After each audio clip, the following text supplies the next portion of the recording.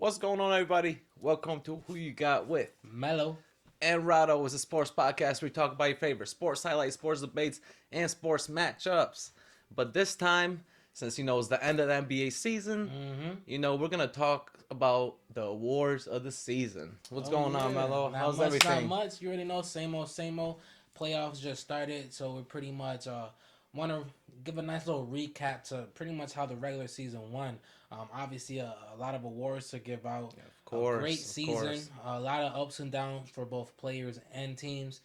And organizations, you know what I'm That's saying? for sure. It was a wild season. This year. Yeah, Definitely a wild season.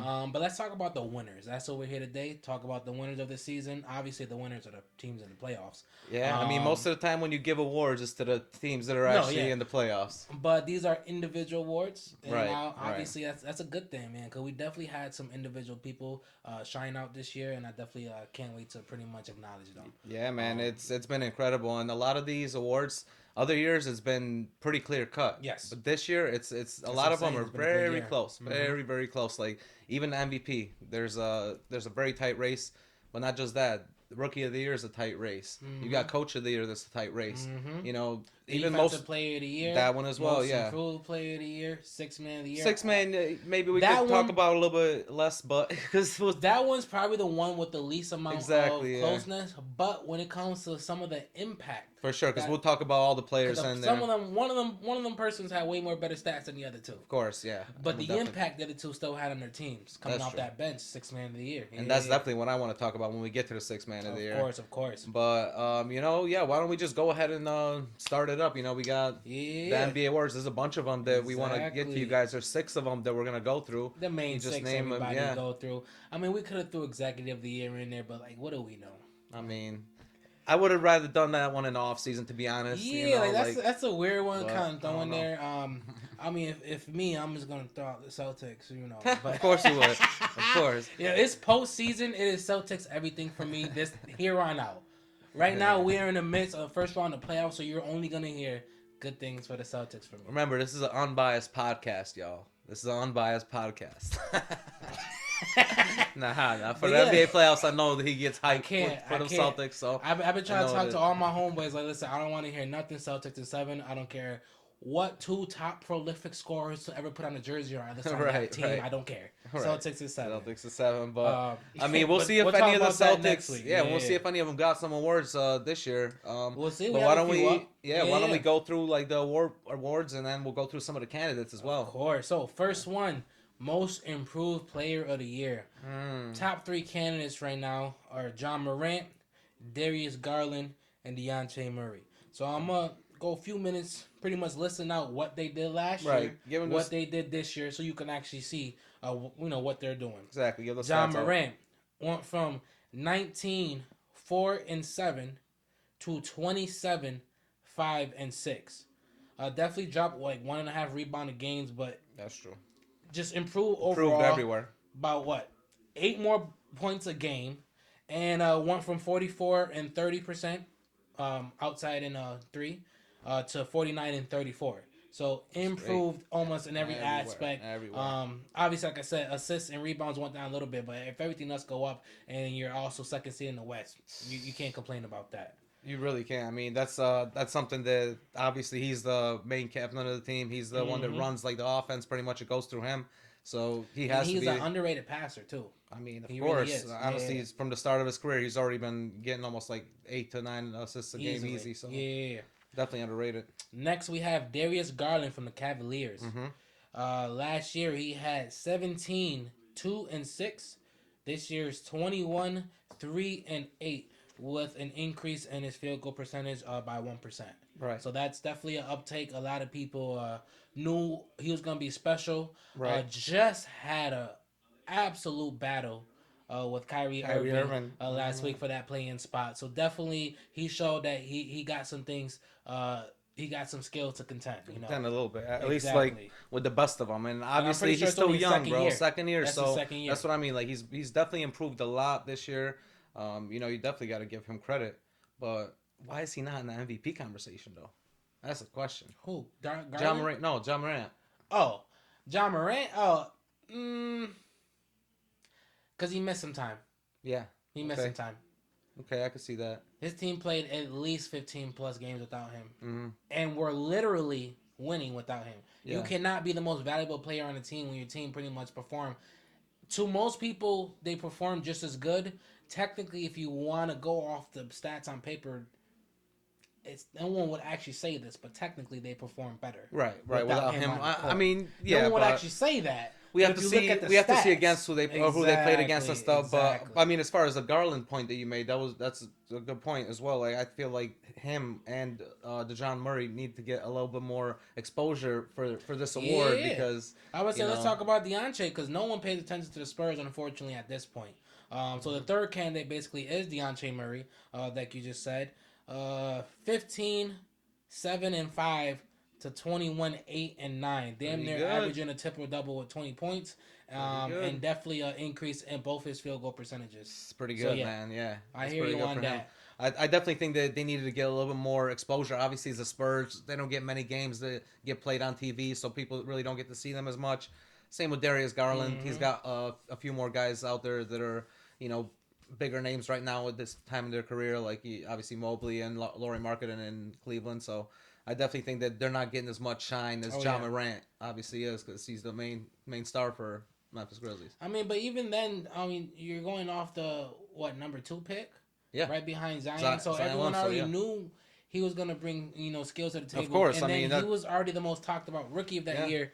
Not Zion, but Zion didn't play, so he's literally been getting this stardom for sure attention since his rookie year. That's not for sure, to mention the That's for sure. play-in battle with Steph Curry last year.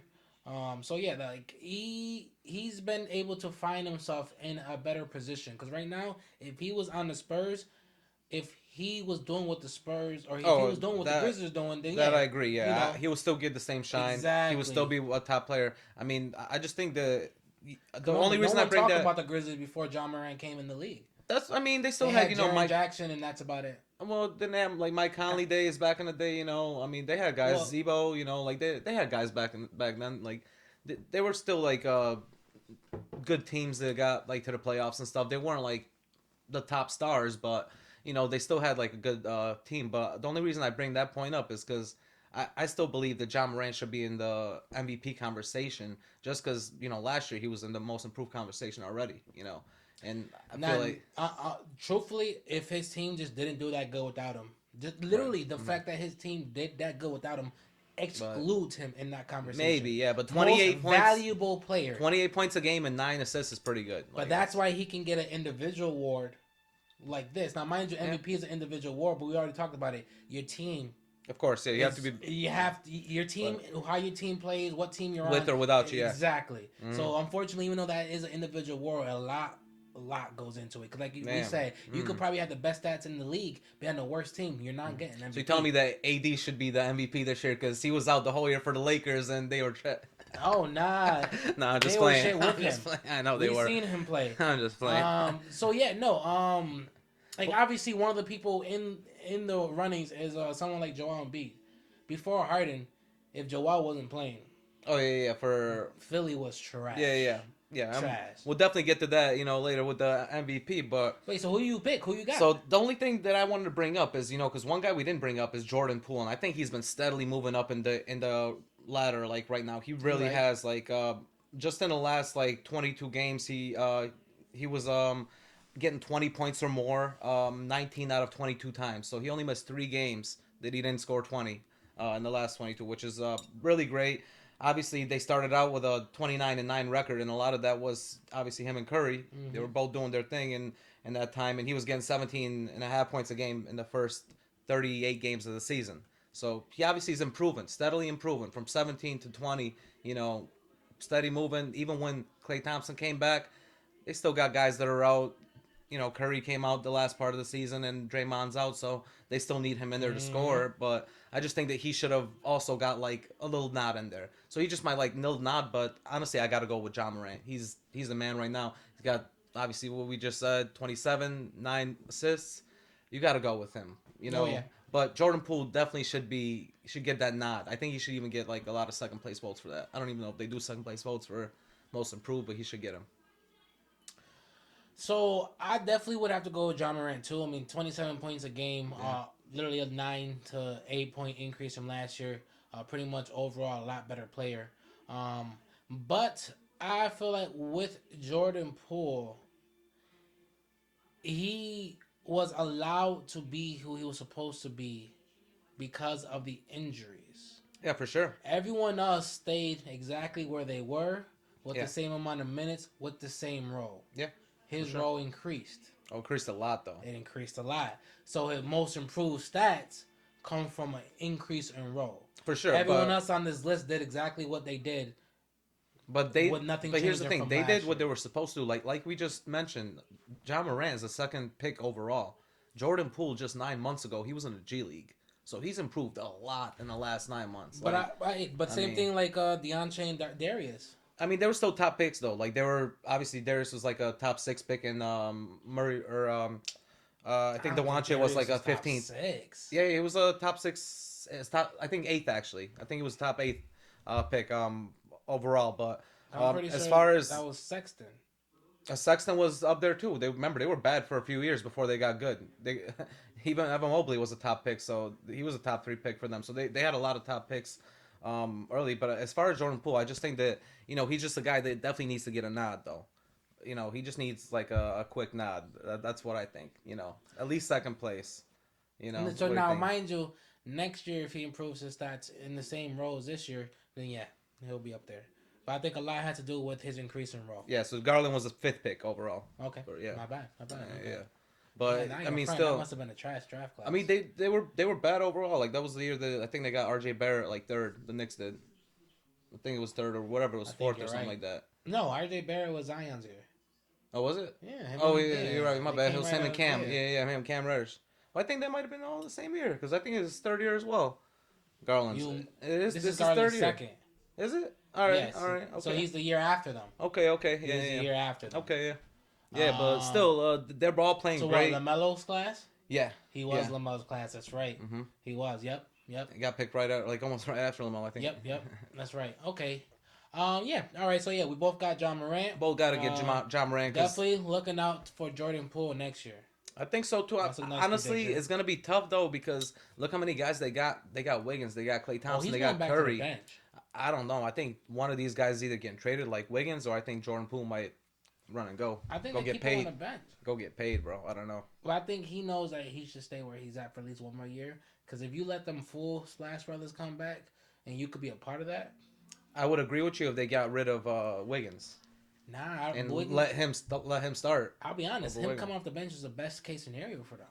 I don't know. Because Curry, Clay, Wiggins, Dre, and Wiseman, Poole coming off the bench. A guy that can score you almost 20. You need someone like that to come off the bench. You know so what? I got it. Jordan Poole, 6th man of the year next year. Ooh. Called it right here. Okay, I mean that's interesting because like dropping 20 off the bench, you already know he's gonna get a green light as soon as he come off that bench. That is very interesting because this year's 6th man of the year, actually the top guy, he was the one that got mad points, the most points that anyone has ever scored for sixth man of the year. So and mind you, he got pushed to the bench. We're talking about Tyler Hero about that one, but I would say actually that's literally the next award. So nice. let's get right into it. Yeah, let's get into it. Yeah, because this guy, I mean, this award might be the most biggest discrepancy between 1 and 2, but and 3 because looking at the all right, I'm just gonna read them off. Read them off for the 6th man of the year. Yeah, right here. So we got Tyler Hero from the Heat, Kevin Love from the Cavs, and Cameron Johnson from the Suns for 6th man of the year. Tyler Hero gave you 20, 5, and 4. Right. Shooting 44% overall, 39.9% from the 3. Right. Prolific. Kevin Love gave you 13.6 points. 7 and 2, 43% overall, and 39 from the 3. Right. And Cameron gave you 12, 4, and 1. I don't even know why he's on this list. I mean, he definitely, he got enough points to be on the list. There wasn't many candidates as 6th man of the year this year. A lot of guys didn't. Not all of them were consistent. So I guess actually you mentioned that not many people actually double average digits coming off the bench. And the only thing that I was gonna say as well is that also Tyler Hero, like he got a lot more minutes than these guys. Tyler Hero had almost 33 minutes a game, whereas the other two guys had 22 and 26. Mm-hmm. So a lot of I saw like in the beginning of the year he was definitely on the bench the whole time. Tyler Hero was, But Because he had a funk. He fell down. Like, everyone expected a lot from him coming out of that bubble. Of course. And he shit the bed last year. But the only reason I bring that up is because when Duncan Robinson went down, he came up and he started. So his minutes went up. Mm-hmm. They went up a lot. So he was able to get his points up as well. Obviously, he's been playing amazing with scoring over 20 points a game. And, that's great, for sixth man of the year to score 20. Yeah, That's incredible, honestly. Now, mind you, though, my man played 30. How do you play 32 minutes coming off the bench? More. Yeah, like 32.6. So how it's almost 33. How do you play 3 quarters exactly coming off the bench? Well, that's what I'm saying. Like, when Duncan Robinson was out, his minutes went up a lot. Yeah. Like, so those games that he started, his minutes definitely, like, increased. But just in March, he was averaging 24.3 games. Or 23, 20, no, points. 24.3 points, excuse me.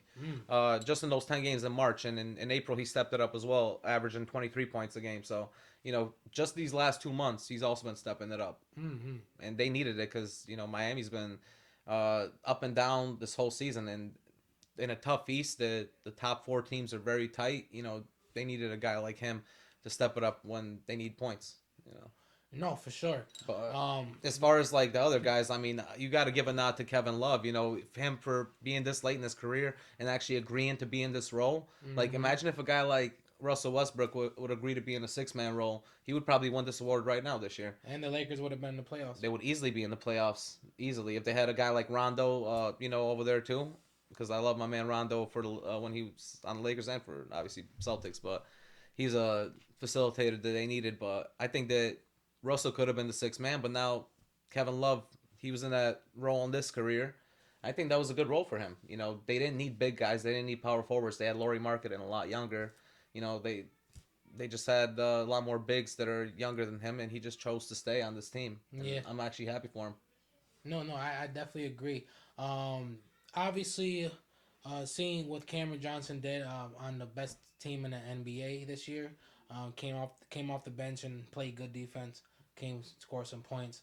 Like you said, watching Kevin Love almost resurge himself from what was 2 years ago. We just thought he was absolutely done. People were laughing at him, man. Seriously, yeah, like they were saying, retire. Yeah, like, what do you? Yeah. And then obviously, to see what Tyler Hero did, on his expanded role this year, especially after a slump of last year, man, definitely got to get up for all these 6 men of the year. They definitely had hell of seasons. But the question is, who you got? I mean, this is the easiest one we're gonna get tonight, and it's Tyler Hero. It's a no-brainer for me. Definitely. I just think that he obviously has the most points, but not only that, he just overall played the best off the bench. He scored the best 3-point percentage out of all these guys. I mean, he was a big reason why the Heat was number 1 in the East. Yeah, for a while, yeah. And I mean, obviously, until Duncan came back, like I said, like he was injured for at least like 25 games, Duncan Robinson. So. Until he came back, he was definitely playing amazing. And like I just said, March and April, he's been balling out, averaging almost 24 points. So I definitely think it's him. I got to give it to him. Tyler Hero, good shit. Tyler Hero, I got him as well, 6th man of the year. Nice. Easy choice. Easy one. Easy one. All right. But yeah, that's a good award for him to actually get his career back as well. Because, like we said, 2 years ago, he was in the finals, and then last year he had a big slump, and now at least he can resurge and bring his stock back in the NBA. Yes, sir. Yes, sir. But speaking of stock in the NBA, I mean, this next award that we're gonna talk about is gonna be amazing. So yes, a lot of these aren't even players. These are coaches, and they definitely had a lot to prove to keep their stock up. Yeah, exactly, and that coaches that helps have you. Been getting the boot that's what so I mean. easily lately. So there's a lot to do to make sure your place is secure. Getting coach of the year is big. Exactly. And most that's of the time. We're about to go over. Coach of the year. So 3 candidates. Monty Williams, coach of the Suns. Right. 64-18. Woo. First in the West. What a record. First in the NBA by far. Beautiful. And first in the Pacific Division. Second, we got JB Bickerstaff. Don't know who that is? Me either. He is the coach of the Cavs. Oh, stop it. JV, he was a Spurs assistant. When I first heard that name, I was like, ain't no way. Stop it. He was a Spurs assistant. When I first, I was like, who the Cavs hire? But no, he clearly did his thing this year on that roster the Cavs had when everyone thought they had way too many bigs. They weren't going to be competitive, and they had not enough guard play.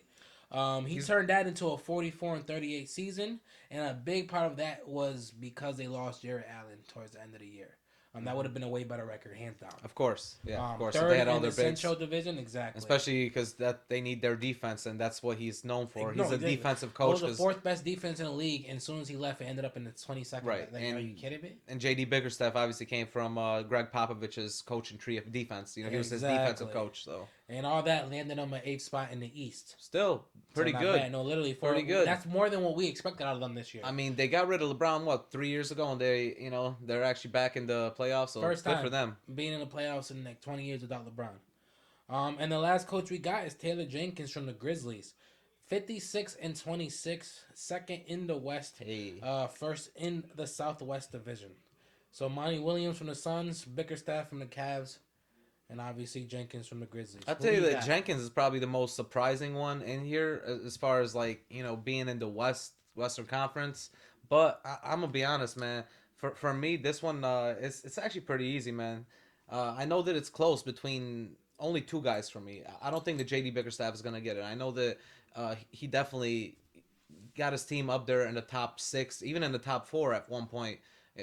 At 60 games in the season, the Cavs were number 4th overall, in the seedings. But the last 20 games, they kind of started moving down, and it's tough for them. So I really can't give it to J.D. Bickerstaff. But, I mean, I got to give it to Monty Williams, man. Like you said, first in the Suns are first in the West, the tough West. One of the toughest Wests that we've seen. And not only that, first of all, they got the franchise record in wins, like you just said, at 64-18, and this is the best that they've ever gotten. They've never gotten anything better than this. I just think that he's gotten them to play way better defense. He's gotten Chris Paul to play like a young Chris Paul. Everything about them has gotten better.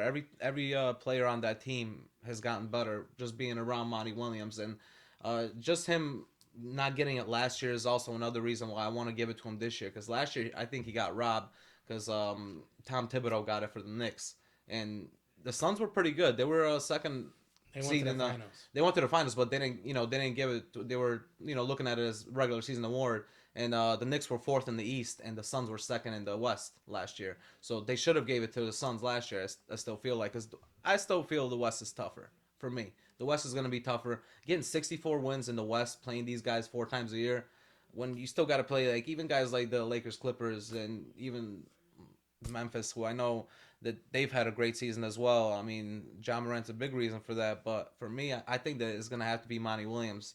He's just he got robbed last year. He got his team even better this year, and I think he deserves it. What about you, though? Who you got on this one? Oh, mine's is an easy choice as well, but it's definitely not Monty. Ooh, it's got to be Taylor. Oh, okay. Literally 56-26 record when your star player was out for 15 of those wins. Yeah.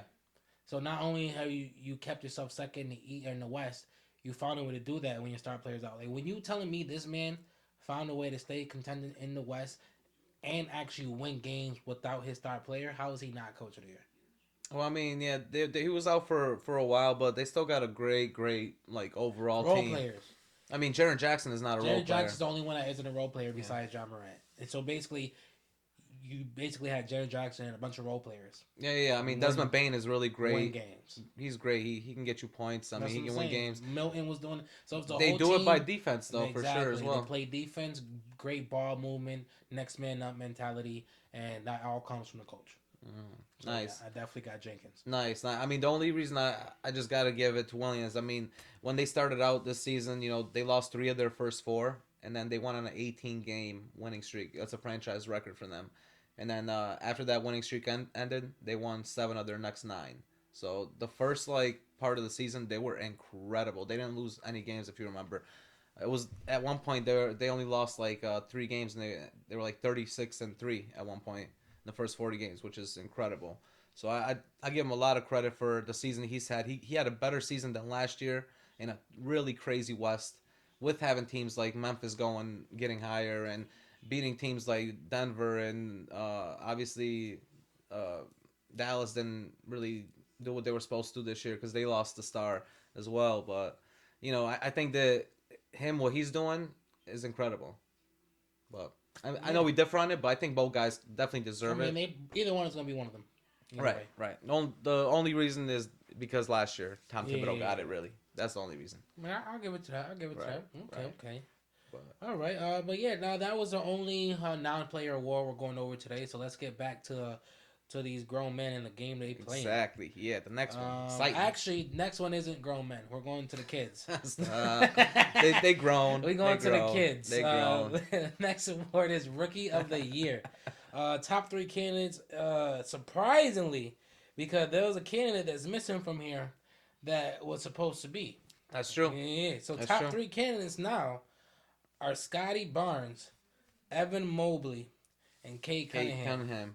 Mm-hmm. And it sucks because your boy Green's not even not at high all on that list whatsoever. And obviously he didn't have a horrible season. No, he didn't. But the other guys actually just played slightly better. Like I mean, Green averaged like 13 points a game, so he didn't play that bad. Yeah. So it wasn't bad. But obviously, when you're at a team like Houston, it does kind of suck when you don't win games. Pistons made a lot more noise than the Rockets this year. When it comes to noise, I didn't say they had a better record. Right. Okay. But think about the only noise they made is from Isaiah Stewart and LeBron. That's the only noise.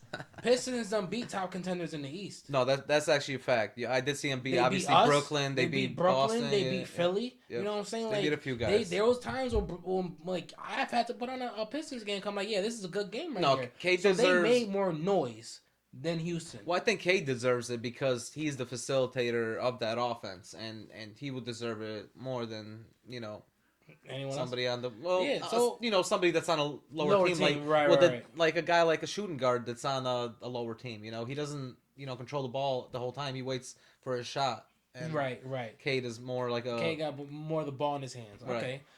So let's go over these stats. Cade Cunningham, as you just said, 17 points a game, 5 rebounds, 5.6 assists, 41 overall, 31 from 3. Yeah. And he averaged a 1.2 steals, so he was a little lengthy too. Pretty good. Yeah. Scotty Barnes, 15, 7, and 3.5 with the 1.1 steals. 49% overall, 30 from the 3. That was pretty good. Evan Mobley. Played good too. 15, 8, and 2.5 with 1.7 blocks. 50% overall, 25 from the 3. Not bad for a rookie. But that 50%, you can't go wrong with that. Not bad for a rookie. Not at all. I mean, you can't go wrong with either one of these guys, to be honest. Nah. So, I mean, who you got for this one? I want to know who you got. Oh, it's easy. Cade Cunningham had such an impressive campaign this year. Okay. Started off very slow. Started off, and it's funny because someone was like, I forgot what he said. It was in a interview, I think last week or something. He was like, Rookie of the Year. Someone asked him how he thought that Rookie of the Year. Right. Beginning of the year started so bad, blah blah blah. He's like, they call it Rookie of the Year, not Rookie of the first month. Right. And I'm like, bro, you were worse. Right, you were worse. You were worse for longer than a month. Right. It was like a third of the season, bro. I was thinking half the season. And I remember I thought that as soon as you said it, I'm like, all right, because it was more than a month, which is why he was getting that hate. Yeah, but clearly, even with that bad 6+ weeks, he found a way to turn it around and have a very, very outstanding end of the year. Like I said, found a way to make the Pistons competitive, especially because they had Jeremy Grant out towards the end of the year as well. So for the whole year, that's true. Exactly. So he really he stepped up into a role and he found a way to make it work for him. And I definitely got to go with Cade Cunningham for Rookie of the Year. See, I mean, he didn't really have nobody else on his team, so I will give him some credit, and I will give him credit that he played better the last part of the season. After the All-Star break, he definitely stepped it up. But for me, I think this is a different choice, man. I don't know. You're not picking Scotty. I have to. Honestly, the way he's been playing, and not just in the beginning of the season, he's been so consistent. Yeah. 15.3 points, 7.6 rebounds, 3.4 assists with that 1.1 steal. He's been just as good on defense, too. He's been filling numerous roles for the Raptors, and at one point he had to. It looked like Mobley was gonna step up and close it in the last part of the season, but Barnes came out and he got Rookie of the Month for the month of March and the month of April. Scotty Barnes did. So the last part of the season, he was one of the best rookies out there. Obviously, the best rookie out there. Right. So I think obviously the East is looking tough this year, but the Raptors are 5th in the East right now, and a lot of that is because of Barnes. Obviously, they got Patrick Siakam, or Pascal Siakam, excuse me, Patrick. but Patrick. That would be his American name, bro. That's his American. Just like I got an American name too. That fake Jason name. Yeah, but that's his American name, Pascal Siakam. And obviously, I think that Scotty Barnes brings a lot to the table, being a good shooting small forward, to be able to shoot around, bring the ball around the corner and shoot. He's very good at that, getting those corner threes. I think he's very good at defense as well. He gets steals because he has lengthy arms, and a lot of that doesn't show with his defensive efficiency. Is what wins it for him. He's very good on the defense. He's one of the top rookies, third overall at defensive efficiency. The other guy being Mobley, and the other guy who's not even ranked on here. So right. Yeah. All right, yeah, no, I could see it. He did have an overall more consistent year. But at the end of the day, I think we all know who the better rookie is. I mean, as far as maybe if you're looking at potential, yeah. that's different than a rookie season. No, See, yeah, I look at a for rookie season different, because if we're looking at potential, then for sure you got it. Yeah, I think Cunningham's got way better potential. Maybe even Jalen Green has better potential than all of them to me. But you said, Cade pretty much carried his team. I think he definitely was the facilitator. I just think that Scotty had better stats, but also he played on a bigger role on his team. A bigger role. Like, he played more minutes. He was able to, he played a lot bigger role. Because some guys were out at some points of his season, so. Okay. All right. Well, yeah, another choice that we disagree with. I guess we'll see. Yeah, I mean, it's going to be an interesting one. What if we both wrong and it's Mobley? I mean, he's been stepping it up, too. A lot of people thought that after the All-Star break that he was going to move up. But, like I said, Scotty Barnes just stepped it up the last 2 months of the season. But I think that a lot of these are going to be close. Other than that 6-man, a lot of these are going to be close. And we're going to see that even with the next award as well. This next one is probably the closest one because a lot of people are really split on who to pick because it always goes down to what do you look at for defensive player of the year. Exactly, yeah. I mean, there's a few different things that you can look at. Exactly. And this is the first year where our top 3 candidates are a guard, a forward, and a big. And a big, yeah. It's crazy. So we have Bam Adebayo from the Heat. Right. Marcus Smart from the Celtics, and Mikal Bridges from the Suns. Right. So now let me go over regular stats, and then I have kind of a defensive category. Yep. So for Bam Adebayo, you got 19, 10, and 3. 1.4 steals, 0.8 blocks. Defensive field goal attempted is 12 per game. He's defending that at a 42.8%. Not bad. Not bad at all. Actually, really, he had a great defensive year. Yeah. Marcus Smart, number 2 in the list. 12, 3.8, and 5.9 with 1.7 steals. Fantastic, right. His defensive stats, he get 10.6 field goals attempted a game, and he defends that at a 45%. Now, there's a specific defensive category for 2-pointers and 3-pointers. Obviously, Marcus Smart is a little bit better than Bam when it comes to 3-pointers, he yards. And Bam has a better differential when it comes on the paint. Yeah, exactly. So overall, Bam's differential is negative 4.9, and Marcus Smart is negative 1. But Bam gets a little bit more because he gets more paint work. Of course, yeah. He definitely gets more. He guards the 2 more compared to Marcus Smart guarding the 3 more. Exactly. So then we have Mikal Bridges. 14 points, 4 rebounds, 2.3 assists, 1.2 steals, 12.6 attempts a game, defending that at a 46%.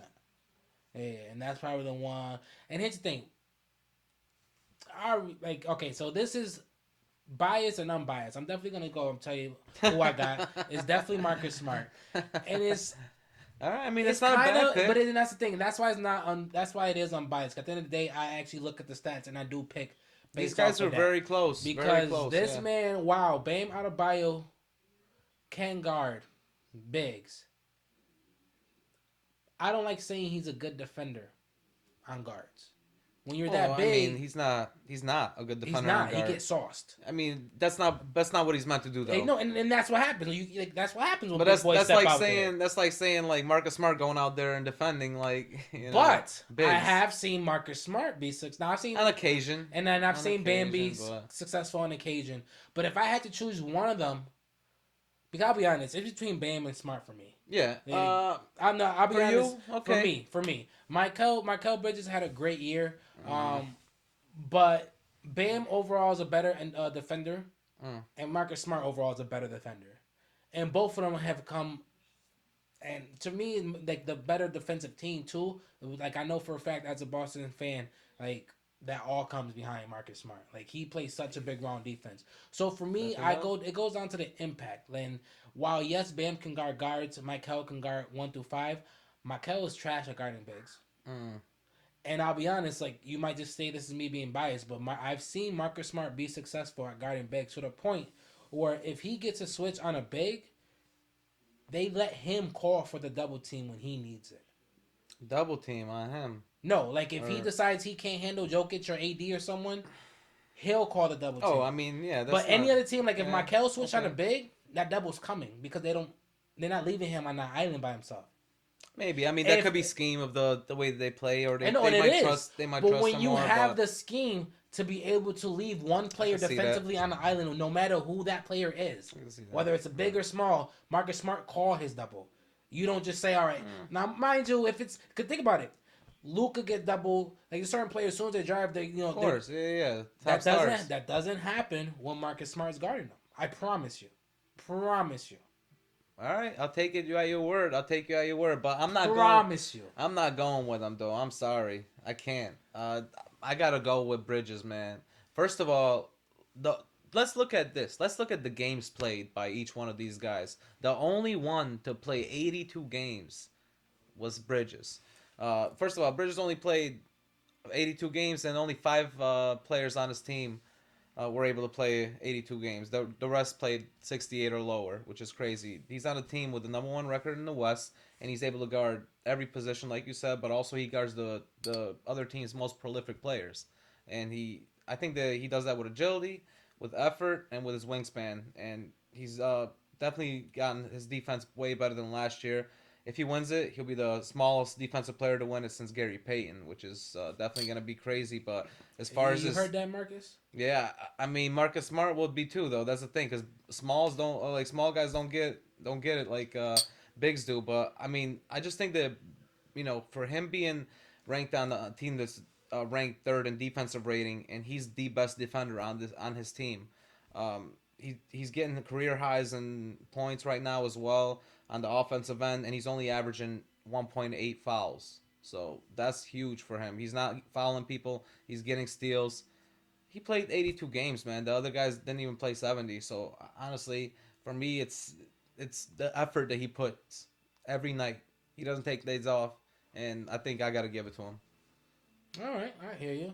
I actually would have picked between Smart and Bam. I'm gonna be honest. I was very close, but I was close between Smart and Bridges. But the only thing that got me above it was that Bridges played those 82 games, and Smart played 71. Yeah, but that's 11 games less. 11. I mean that's like 1/8 of the season. Ain't no one worried about Mr. Iron Man over there. I mean, he hasn't missed a game in his first 4 years of his career. It's funny because y'all kept saying that this offseason. $30, y'all Jenkins this motherfucker. I know, right? Everyone keep bringing. No one mentioned the first 3 years, but here it comes forward. I know they were. Cause now all of a sudden they want to keep talking. I promise you, y'all setting that man up for failure.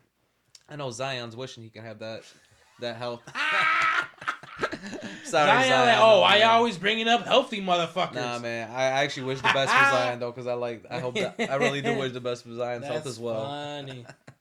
All right, well, let's wrap this up with let's go with the most exciting award. Most important award. And I don't care what anyone says, I got 6 candidates. I'm laughing at that because my favorite candidate is number 6. Oh. So I went down to 6. But yeah. Remember, this show is unbiased, folks. This show is unbiased. Remember. So let's go over who we got for MVP this year. All right, so I'll be honest, only 3 top choices. The 3 top choices. Read off the other we'll read out the other ones. And their stats. At the end of the day, they're all in contention. They all had great years. They did. It's just but the three top choices are Giannis Antetokounmpo, of course, Nikola Jokic, of course, and Joel Embiid. All big men, all doing work. Giannis is doing 29.9, 11 and 5, 1.1 steals, 1.4 blocks. Why is he not in defensive player of the year? He should be. He should be. I think that he definitely should because he just fouls a lot. fouls a lot of people. You know, he gets a lot of fouls. Shooting 55%, 29 from the three. Nikola, 27 points, 13.8 rebounds, 7.9 assists, 1.5 steals with a block, 58% overall, 33 from the three. Damn. Joel, 30 points, 11.7 rebounds, 4.2 assists, 1.1 steals, 1.5 blocks, 50% shooting, 37% from the three. Those are basically our three main choices. We could always throw in other players like Luka Doncic, Devin Booker, right, and my personal favorite, Jason Tatum. I mean, you could definitely throw them in there. They all play great. All averaging over 26, 5, and 5, basically. Right. Right. Obviously, no, those stats. And you're bringing those stats down because of Booker. From the minimum, exactly. Right. The other two guys are actually averaging a little higher. Exactly. Like, so that's the worst you're getting and, from the three Tatum. averages. So, yes, either way, you're still getting good. Yeah. But, yeah, basically, it's definitely between Giannis, Nikola, and Joel. Right. So, who you got? I mean, if y'all not watching the podcast right now, if y'all listening in, you know, you guys could definitely check us out on YouTube. But I'm rocking the Nuggets right now, you know, and of course I'm gonna have to pick Nikola Jokic, man. I think that first of all, he's playing better this year than he played last year, and this is my case for him to win the MVP. He finished top 10 in points, 27.1, in assists, 7.9, and in rebounds, 13.8. 13.8 rebounds, most in the NBA right now. And he's doing it at 58.3% from the field, which is astonishing right now.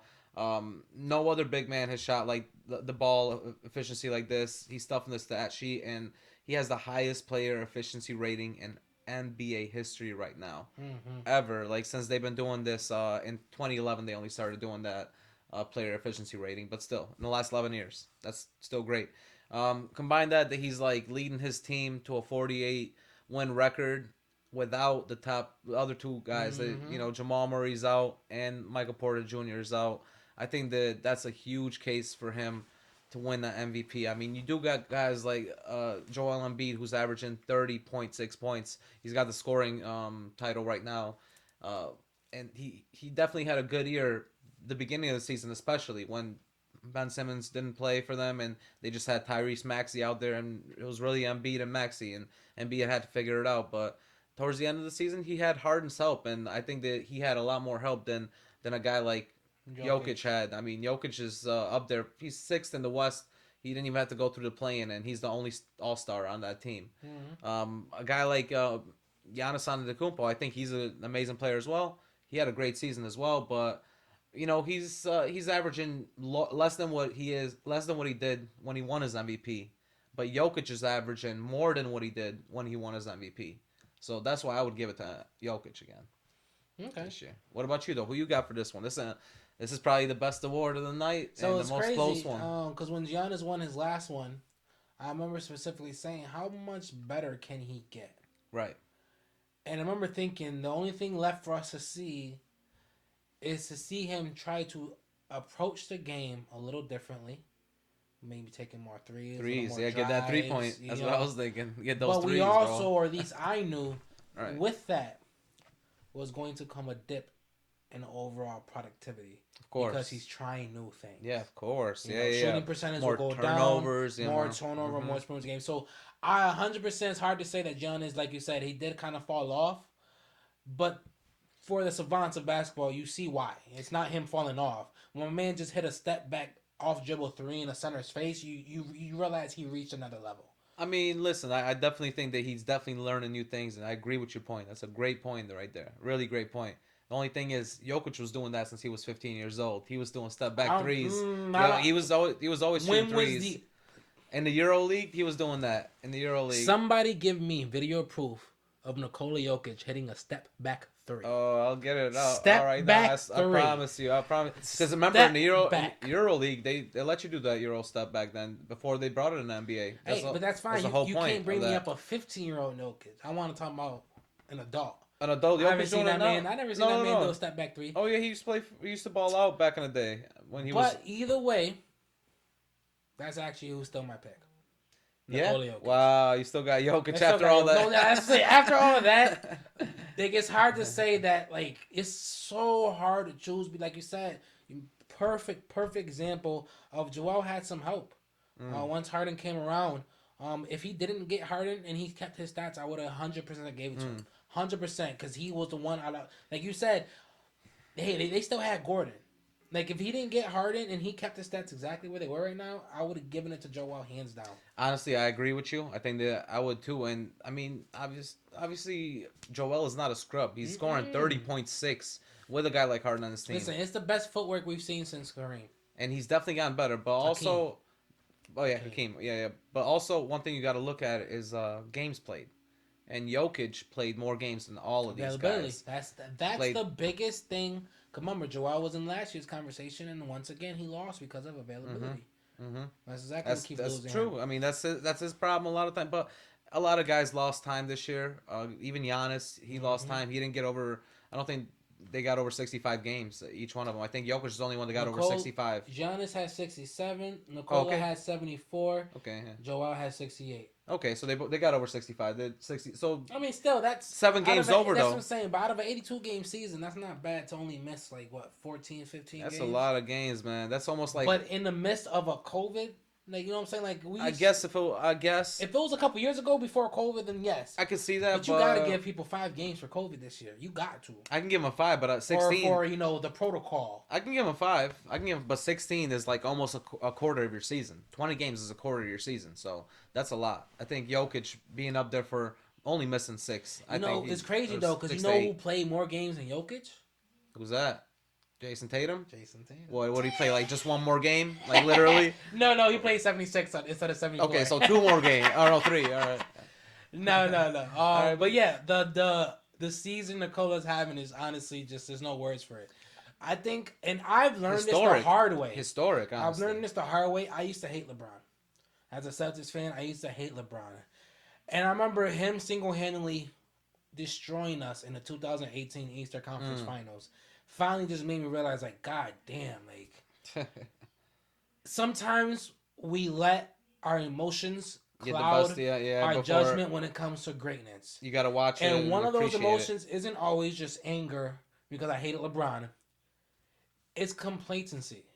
We're so used to seeing Jokic and Giannis do what they do that we forget how amazing it is. Yeah.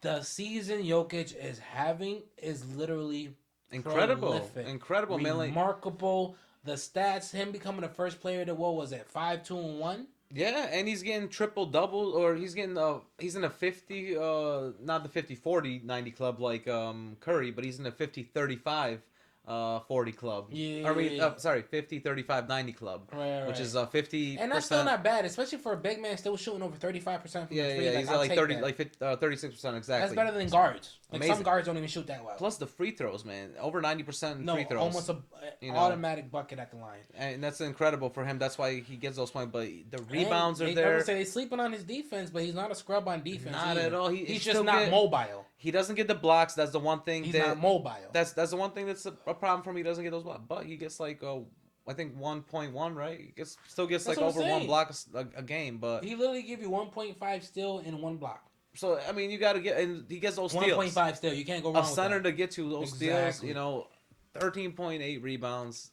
and like I said, the highest efficiency since that stat has come out.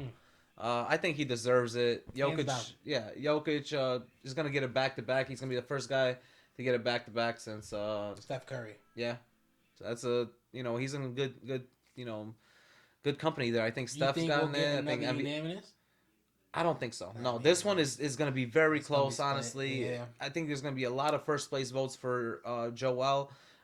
I think it's going to be split between Joel and Nikola Jokic. It's not going to be too many for not that many for Giannis. I just think that there's when they just vote for the same guy every time, just like with Rudy Gobert, every time with the defensive player of the year. He gets it every year, so they don't want to keep giving it to him. Rudy Gobert should have been up there for defensive player of the year this year. He played that good this year that he should be up there, but nobody wants to put him up there again. Saying how LeBron only had 4 MVPs. That's true, but he definitely got robbed by Steve Nash once. Twice. I think only once for me. I think he should have only got one. Here's my thing. The other time Steve Nash got it. I told you how much I hate LeBron. You're not going to convince me that he should not have been in the category of MVP at any year in the last 4 years.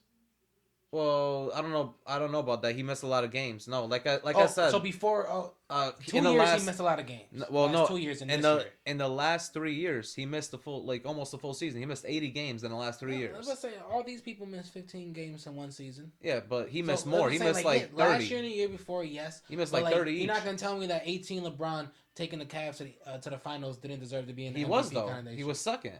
He was second in MVP that year. And he should have won it. I think he should That have was probably. the most valuable player, Probably, and yeah. you know what I'm saying? He was second or third. I think he was third. I don't think he was second. He was 'Cause third, actually. It was between. It was the 2019 year when they were in It a was bubble. be Giannis and. It was Giannis. Giannis is the one that won it, but I think LeBron was him and someone else. Yeah, it was Giannis, and I think maybe even Jokic was up there I think still. it was Jokic again. But I think LeBron was third at that time because he got his team, to the finals. Yeah, so like, come on. and they definitely wanted to give him some love. He I just didn't have the feel stats that. to back a lot it of up. people just they get tired of voting for the same people. I agree, but like, look at the stats though. Like, this is an individual award, right? Or is it a team award? We already established that it is an individual award, but they grade it as a team award. Right. We can't change the rules. So if it was an individual award, then look at the stats. Nikola Jokic stats are way better than LeBron's. Well, I mean, I'm talking even about like this year. Well, I know, but even like that year, LeBron Nah, didn't that win. year, nah. LeBron was averaging damn near a triple double and took his Well, team no, to compared the to finals. compared Giannis. Yes, that okay, year. Giannis. No, When Giannis won Giannis had a better individual year, like a stat, but he also had wise. like a better team. Of course, And that's of course. why that's what I'm saying. Number For one. us, for me, MVP would have been LeBron because without him, Cavs aren't making it to the playoffs, let alone the finals that year. You know what I'm saying? Bucks are making it into the playoffs without Giannis. I could agree with that. Yeah, With Middleton and Holiday in that East, they're at least making. I think they can sneak in. I think they're they at can least sneak in. making Yeah. eighth seed. Like, Drew Holiday, yeah. Yeah. They can sneak in there. So yeah, and obviously we're not considering talking about LeBron, but like that was just like. And without Jokic, the Denver Nuggets would are even be. That's the point. Yes, so that's why So this year, it's I think between Joel and yeah. Jokic. Well, obviously Jokic had a better season than Joel, and Giannis had a better season than Joel. But Giannis got help. Joel got help. Exactly. MVP, They both got a second guy. You got the most valuable player. You can't tell me Aaron Gordon's your second best. Like I'm not trusting you. Not with even that. scoring 20 That's points. what I'm saying. A game, that man scored 14. I'm not trusting you with that. Right. So yeah, definitely Jokic. Yeah, man. And I'm glad that he's going to get it back to back. He deserves Hey. it. Good for him, man. And good for all these guys getting their awards. It's going to Mm-hmm. be interesting to see if we're right about this. And make sure you guys comment if we're wrong or right. And comment who you guys think Let us know it who is. you got, man. That's what it's called. Who you got. So Exactly. who you got? Let us know. And let us know on social media as well. And if you guys are listening to the episode, make sure you check us out wherever you get your podcast. We're everywhere. Apple, Spotify, Google Podcasts. You can even ask your Alexa to play us. Just say, play the Who You Got podcast, and then you check us out. Check out all our episodes. Like I said, you can also check us out on YouTube, where you can watch all our previous episodes and just this one right here, if you want. Also, if you want to get a hold of us on social media, you know already how what it to is. do. We love social media interaction. We love interacting with our fans. We're on all platforms that we could think of. Still trying to find more. That's right. We just want to make sure we get ourselves out there and give you the content that you guys keep loving. So keep on listening, keep on supporting, and let us know what you want. That's right. So again, appreciate you guys for listening, and we'll see you on another episode of Who You Got with Mellow and Rado. Peace. Y'all.